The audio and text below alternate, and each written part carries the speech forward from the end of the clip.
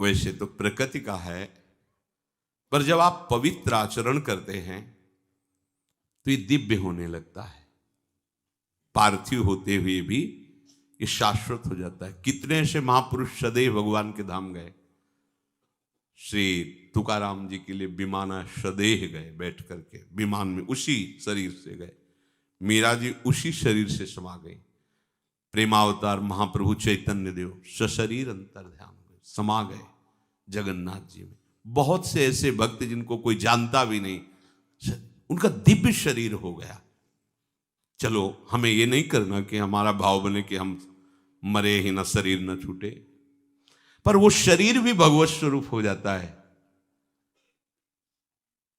कई ऐसे संत भगवान को बड़ी दिव्यता स्पर्श करने मात्र से एक अलौकिक ऊर्जा शक्ति हृदय में संचरित होती, जिनका शरीर पावन हो जाता है। अरे तीर्थी कुर्वन्ते तीर्थानु, जहां चरण रख दे वो भूमि तीर्थ हो जाती है। और तीर्थों में भी तीर्थत्व आ जाता है। गंगा भी निष्पाप हो जाती है। हरि और गंगा उनके पीछे डोलते। अभी एक पद में आया था जो संकेत किया, देखो हरिराम व्यास जी क्या कह रहे। हरि और गंगा जी उनके पीछे डोलते हैं, जिनका शरीर भगवत सेवा के सिवा कभी भी कोई भी अन्य चेष्टा शास्त्र विरुद्ध नहीं करता। उनके शरीर पावन हो जाते हैं।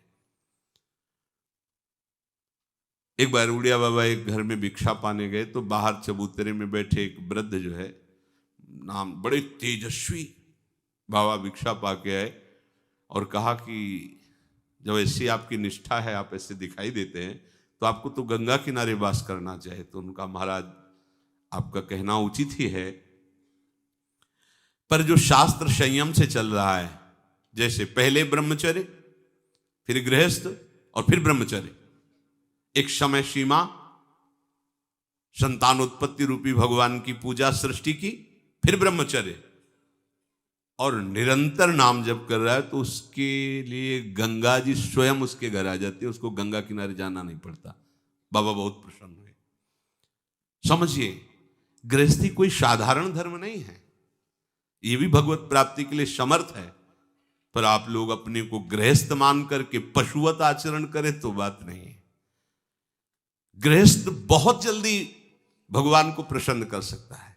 मेहनत के द्वारा कमाया हुआ अन्न धन, अतिथि संत, गौ, बीमार, इनकी सेवा में लगा है, उचित अपने परिवार का पोषण कर रहा है और नाम जप कर रहा है, संयम से रह रहा है, भगवान प्रसन्न हो जाएंगे।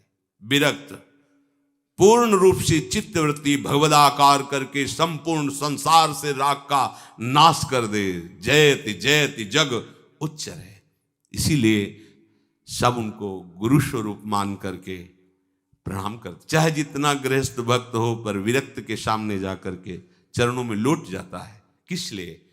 कि कहीं ना कहीं हमने राग का पोषण किया है और आपने राग का त्याग करके वैराग्य युक्त, इसलिए वैराग्य की में आप भी भजन करते हैं, हम भी भजन करते हैं, पर हमारे भजन में राग रहा है और आपने वैराग्य को, इसलिए सब सर झुकाते हैं।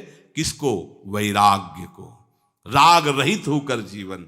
ये कपड़े को कोई प्रणाम नहीं करता। इस कपड़े के और भी शरीरों के वस्त्र बनते हैं। कोई खास बात कपड़ा नहीं है, बात है राग का त्याग। तो शरीर आपका बहुत संयम युक्त और पवित्र रहना चाहिए भगवत प्राप्ति के लिए। ये आज के समय में लोग इस पर विचार नहीं करते। शौच गए पशुवत। शौच की कोई पवित्रता के नियम नहीं, वही कपड़े पहन। भजन होगा तुमसे, तुम्हारी चित्तवृत्ति भगवत चरणारविंद में लगेगी।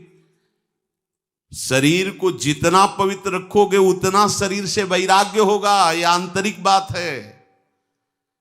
आपकी दिनचर्या पवित्रता से युक्त होनी चाहिए। शरीर की जा मनाया जैसे मनाया, लघु शंका कर लिया, ना जल है आपको प्रक्षालन के लिए, ना आचमन के लिए, ना हाथ धोने के लिए, आप ऐसे तो पशुवत आचरण में तुम्हारी भगवदाकार वृत्ति होगी।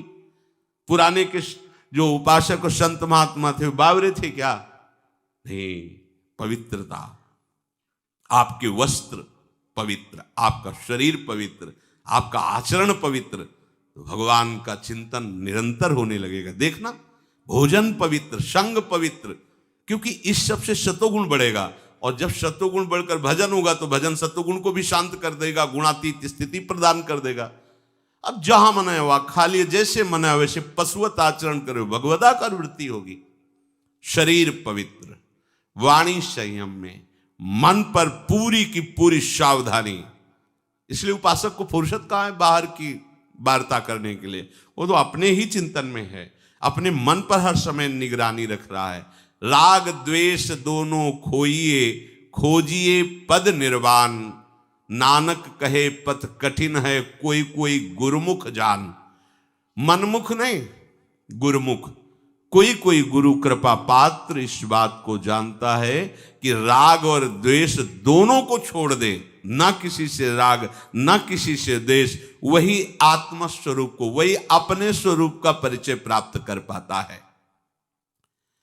संपूर्ण प्रपंच से उदासीन दृष्टि रख करके, समस्त वासनाओं का क्षय करके जो संकल्प रहित होकर भजन करता है, वो इसी जन्म में जीते जी भगवत साक्षात्कार कर लेता है।